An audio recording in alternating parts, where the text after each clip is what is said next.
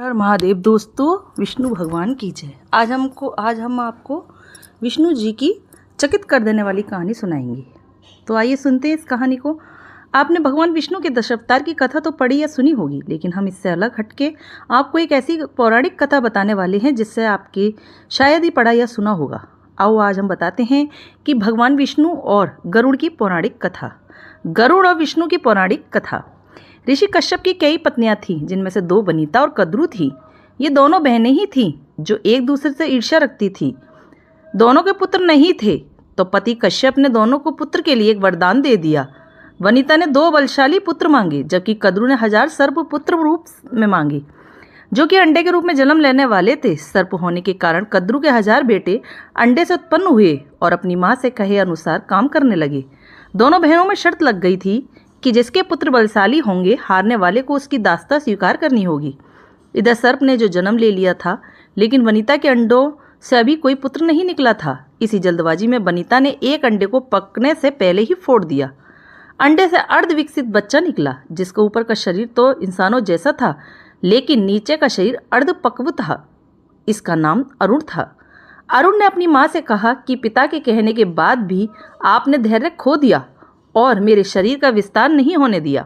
इसीलिए मैं आपको श्राप देता हूँ कि आपको अपना जीवन एक सेवक के तौर पर बिताना होगा। अगर दूसरे अंडे में से निकला उनका पुत्र उन्हें इस श्राप से मुक्त ना करवा सका, तो वे आजीवन दासी बनकर रहेंगी। भय से वनिता ने दूसरा अंडा नहीं फोड़ा और पुत्र के श्राप देने के कारण शर्त हार गई और अपनी छोटी बहन की दासी बनकर रहने लगी। बहुत लंबे काल के बाद दूसरा अंडा फूटा और उसमें से विशालकाय गरुड़ निकला, जिसका मुख पक्षी की तरह और बाकी शरीर इंसानों की तरह था। हालांकि उनकी पसलियों से जुड़े उनके विशालकाय पंख भी थे। जब गरुड़ को यह पता चला कि उनकी माता तो उनकी ही बहन की दासी हैं और क्यों है यह भी पता चला, तो उन्होंने अपनी मौसी और सर्पों से इस दासत्व से मुक्ति के लिए उन्होंने शर्त पूछी। सर्पों ने वनिता की दास्ता की मुक्ति के लिए अमृत मंथन में निकला अमृत मांगा। अमृत लेने के लिए गरुड़ स्वर्गलोक की तरफ तुरंत निकल पड़े। देवताओं ने अमृत की सुरक्षा के लिए 3 चरणों की सुरक्षा कर रखी थी। पहले चरण में आग की बड़े पर्दे बिछा रखे थे, दूसरे में घातक हथियारों की आपस में घर्षण करती दीवार थी और अंत में 2 विषैले सर्पों का पहरा।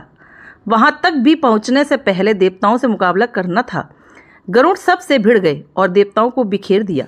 तब गरुड़ ने कई नदियों का जल मुख में ले अब पहले चरण की आग को बुझा दिया।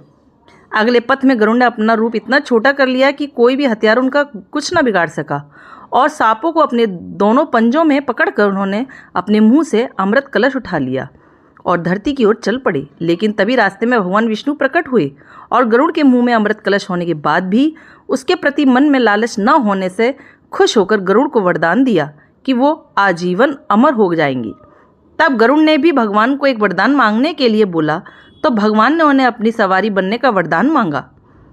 इंद्र ने भी गरुड़ को वरदान दिया कि वो सांपों का भोजन रूप में खा सकेगा। इस पर गरुड़ ने भी अमृत सकुशल वापसी का वादा किया। अंत में गरुड़ ने सर्पों को अमृत सौंप दिया और भूमि पर रख कर कहा कि ये रहा अमृत कलश। मैंने यहाँ इसे लाने का अपना वादा पूरा किया और अब ये आपके सुपुर्द हुआ, लेकिन इसे पीने के आप सभी स्नान करें तो अच्छा होगा। जब वे सभी सर्प स्नान करने गए, तभी वहां अचानक से भगवान इंद्र पहुंचे और अमृत कलश को वापस ले गए। लेकिन कुछ बूंदें भूमि पर गिर गईं, जो घास पर ठहर गई थीं। सर्प उन बूंदों पर झपट पड़े, लेकिन उनके हाथ कुछ न लगा। इस तरह गरुड़ की शर्त भी पूरी हो गई और सर्पों को अमृत भी नहीं मिला। तो दोस्तों, आपको मेरी ये कहानी कैसी लगी? अच्छी लगी हो तो प्लीज़ लाइक करें, सब्सक्राइब करें, ज़्यादा से ज़्यादा शेयर करें। कहानी देखने के लिए, सुनने के लिए आप लोगों का मेरे चैनल पर बहुत बहुत धन्यवाद।